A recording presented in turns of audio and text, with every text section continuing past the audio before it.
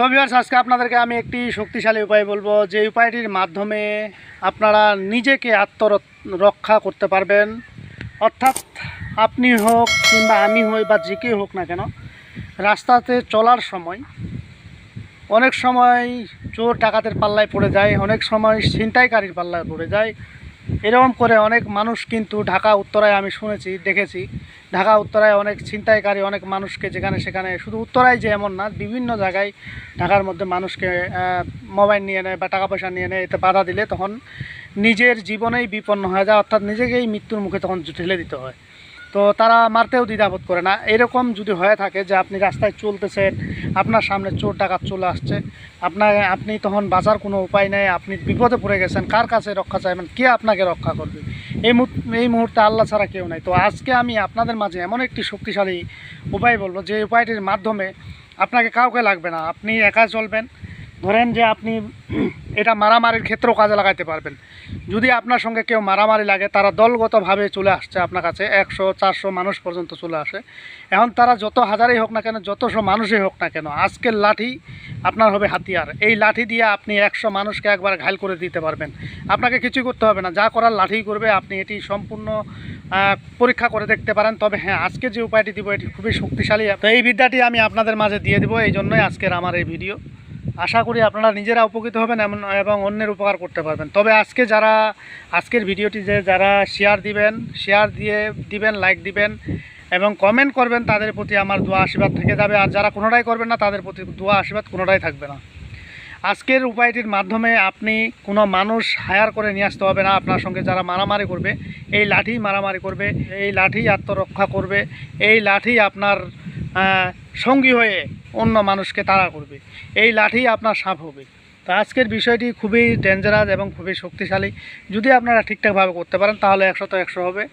আর এইগুলো ব্যাপারে যদি যারা সন্দেহ করবেন যে আসলে এটা বিদ্যাটা দিল, এটা হয় কি হয় না, হবে কি হবে না, যদি এইরকম করেন, আপনার দ্বারা কোশ্চিন কালেও এই বিদ্যা দিয়ে কাজ হবে না। কারণ আমি যে বিদ্যাটি আপনাদেরকে দিব, এই বিদ্যাটি আমি আপনাদেরকে একটু বলে দিচ্ছি, কারণ এটি বলা ঠিক না। তারপরে আমি বলে দিচ্ছি, আলিফ হে, মিম হে, নুন হে, এটুকুই বলে দিলাম। আর বাকিটা আপনাদের মাঝে বললাম না, কেননা এগুলো দিয়ে আমাকেও কাজ করতে হবে, বিধায় আমি সম্পূর্ণটা আপনাদের মাঝে বলে দিলাম না। তো এখন এই বিদ্যা যখন আপনারা কাজে খাটাবেন, এটি কিভাবে কাজে খাটাবেন? সর্বপ্রথম আপনারা যেই লাঠিটি আপনার সঙ্গে রাখতে চান, সেটা হতে পারে বাঁশের বা কাঠের, তবে সবচাইতে ভালো হয় বাঁশের। একটু বাঁশ নেবেন 1 হাতের মতো, যদি বড় করতে চান আর একটু নেবেন, 2 হাতের মতো নিয়ে নেবেন। এই বাঁশ আপনাকে শনিবার মঙ্গলবার জাগ্রত করে কাটতে হবে। 1 কূপে কাটতে হবে, 2 কূপ দিলে হবে না। সুতরাং বাঁশটা চিকন হওয়া চাই, যেন 1 কূপে কেটে যায়। এরপরে এটাকে আপনি নিয়ে আসবেন, নিয়ে আসে পরিষ্কার করে টোরে এটাকে শুকাইবেন। শুকানো হয়ে গেলে, বা আপনি কাঁচো থেকেও করতে পারেন, সমস্যা নেই। এটি পরিষ্কার হয়ে গেলে এটাকে অবশ্যই আপনাকে ধূপ দেখাইতে হবে, আগরবাতি দেখাইতে হবে, আগরবাতি জ্বালাইতে হবে। আর এটি যখন করতে যাবেন, অবশ্যই আপনি শরীর বন্ধ করে করবেন, কেননা এগুলো হলো শক্তিশালী বিদ্যা, এগুলো অরিজিনাল বিদ্যা। এতে আপনার যদিও কোনো ক্ষতি না হয়, ভয় পাইলে যদি আপনারা ভয় পান, তাহলে কিন্তু দেখা যাচ্ছে সাপ সামনে উপস্থিত হবে। তো সাপ উপস্থিত হলে কিন্তু আপনি তখন বিপাকে পড়ে যাবেন, আপনার বিপদগ্রস্ত হতে পারে। তবে এটা অবশ্যই আমার কাছে অনুমতি নিয়ে, দোয়া আশীর্বাদ নিয়ে এই কাজে হাত দিবেন, নতুবা কখনো এই কাজে হাত দিবেন না। কারণ এই কাজে যখন হাত দিতে যাবেন, যখন এটা আপনি সাধনটা করতে যাবেন লাঠির মধ্যে, আর এটা অনলি 20 থেকে 30 মিনিট এই সাধনটা করতে হবে, এর মধ্যে হয়ে যাবে একদিনের সাধন। একদিনে আপনি সারা জীবন কাজ করতে পারবেন এই লাঠি দিয়ে। তো এটা আপনাকে যখন কাজে খাটাবেন, কাজে খাটার আগে পাক পবিত্র অবস্থায় বসে, ধূপকাঠি জ্বালিয়ে, হ্যাঁ, জয় নামাজে বসে এই লাঠি নিয়ে আপনাকে সঙ্গে বসতে হবে। বসার পরে অবশ্যই কিন্তু ওস্তাদকে স্মরণ করতে হবে, যদি আপনার ওস্তাদ থাকে। আমি আবারও বলছি, যদি ওস্তাদ থাকে, ওস্তাদের অনুমতি নেবেন, ওস্তাদের কাছে দোয়া আশীর্বাদ নেবেন। যদিও আপনার ওস্তাদ 2-4-5 টাকা নেয় নোক, কিন্তু দোয়া অবশ্যই ওস্তাদের কাছ থেকে নেবেন। ওস্তাদের কাছ থেকে দোয়া আশীর্বাদ নিলে আপনি কাজটাতে 100 তে 100 ফলাফল পাবেন, এতে কোনো সন্দেহ নেই।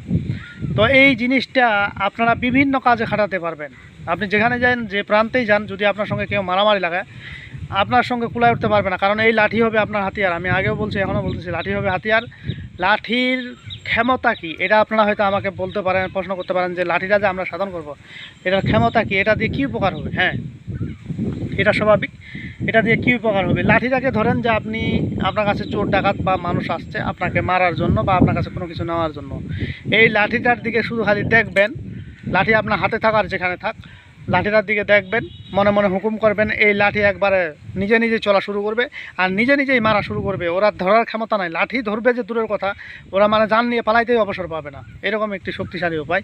আর দ্বিতীয় উপায় হলো আরেকটি, যদি মনে করেন যে আপনার কাছে খুবই মানে সিরিয়াসলিভাবে চোর চুপিতে চলে আসছে, আপনি মানে ওই মুহূর্তে পাচ্ছেন না কোনো কিছু করতে, শুধু খালি সাপ হয়ে যাইতে বলবেন, সাপ হয়ে যাবে এবং গোমা সাপ যেগুলো ফেনা সাপ, ফেনা তুলে সেই সাপ হয়ে যাবে এবং এই সাপ হয়ে তাদেরকে দংশন করবে একবারে। এগুলো সম্পূর্ণ পরীক্ষিত, সুতরাং এগুলো চিন্তা ভাবনা করে করবেন। কারোর লগে ঝগড়া লাগে গেল, আপনি হুট করে এটাকে সাপ বানাই দিলেন, তাকে ধ্বংসন করলো, তাহলে কিন্তু আপনি মামলায় ফেসে যাবেন এবং আপনি অপরাধী হয়ে যাবেন। সুতরাং সাপ মারবেন ঠিকই, লাঠি যেন না ভাঙে। এগুলো হলো গোপনের কাজ আর গোপনেই করতে হয়।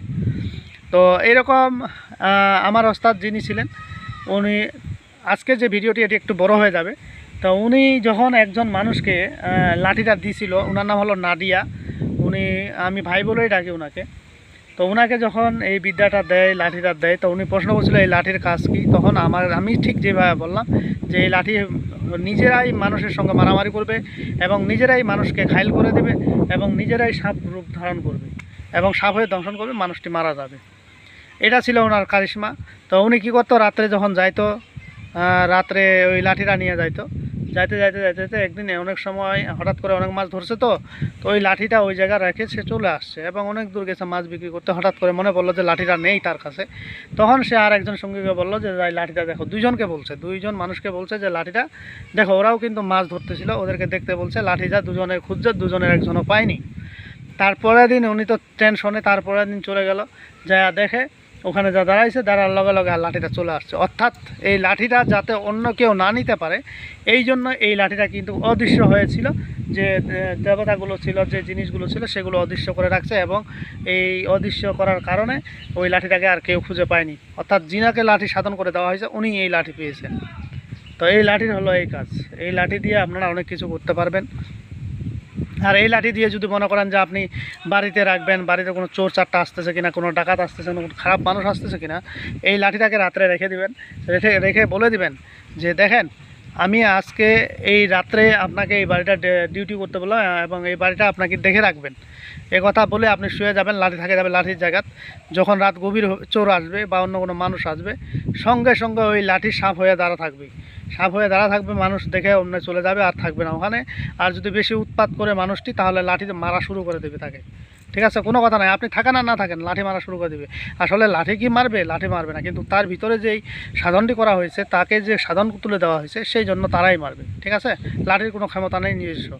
তো যাই হোক, অনেক কথা বলে ফেললাম। এই সাধনটি আপনারা প্রথমত গোসল করে নেবেন, পাক পবিত্র হয়ে জয়নামাজে বসে আজকে যে মন্ত্রটি, এই মন্ত্রটি 101 বার পড়বেন। কিন্তু অবশ্যই ওস্তাদ ছাড়া এখানে মাথাপুরি করতে যাবেন না, এতে বিপদে পড়ে যেতে পারেন। সুতরাং চিন্তা ভাবনা করে এই কাজটি করবেন। তো যাই হোক ভিউয়ার্স, আমার ভিডিওটি যদি আপনাদের ভালো লাগে থাকে, তাহলে অবশ্যই একটি লাইক দেবেন, বন্ধু বান্ধবের কাছে শেয়ার করে দেবেন। আর যারা এখনও আমার চ্যানেলটি সাবস্ক্রাইব করেননি, তারা সাবস্ক্রাইব করে নেবেন এবং পাশে থাকা বেল আইকনে অল ক্লিক করবেন, যাতে ভিডিও ছাড়ার সাথে সাথে নোটিফিকেশন আপনাদের কাছে পৌঁছে যায়। আর যারা অলরেডি সাবস্ক্রাইব করে ফেলছেন, তাদেরকে অসংখ্য ধন্যবাদ। তো পরবর্তী ভিডিও দেখার আমন্ত্রণ রইল। সে পর্যন্ত ভালো থাকবেন, ধন্যবাদ।